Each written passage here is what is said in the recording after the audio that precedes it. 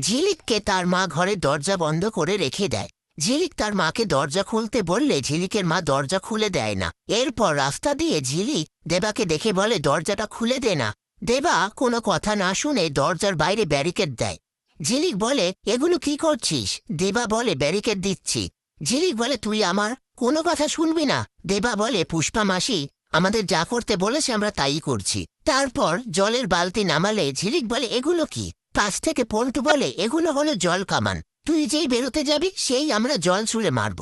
এসব কথার মধ্যে দেবা পল্টুকে বলে, তুই এদিকটা দেখে রাখিস, আমার কাজ আছে, আমি আসছি। এই বলে সেখান থেকে চলে যায়। এরপর ঝিলিক যে বাচ্চাগুলোকে জুম্বা শেখায়, সেই বাচ্চাগুলো সেখানে এসে পল্টু আর চারানাকে ঘিরে ধরে, আর সেই সুযোগে একটা বাচ্চা গিয়ে দরজাটা খুলে দেয়, আর ঝিলিক সেখান থেকে বেরিয়ে আসে। ওদিকে আখি রাস্তায় দেবাকে দেখে একটা গাড়ির পেছনে গিয়ে লুকিয়ে পড়ে। তখনই দেবাকে পল্টু ফোন করে বলে, ঝিলিক পালিয়ে গেছে। দেবা বলে, একটা মেয়েকে ধরে রাখতে পারলি না, কি করে পালিয়ে গেল? এ কথাটা আঁকি শুনতে পেয়ে আপন মনে বলে, আমি পালিয়ে গেছি ও জানতে পারলো কি করে? তারপর বৃষ্টির মধ্যে আঁকি ভিজতে থাকলে সেটা দেখে ঝিলিক আঁকিকে ডাকলে আঁকি কোনো সাড়া শব্দ দেয় না।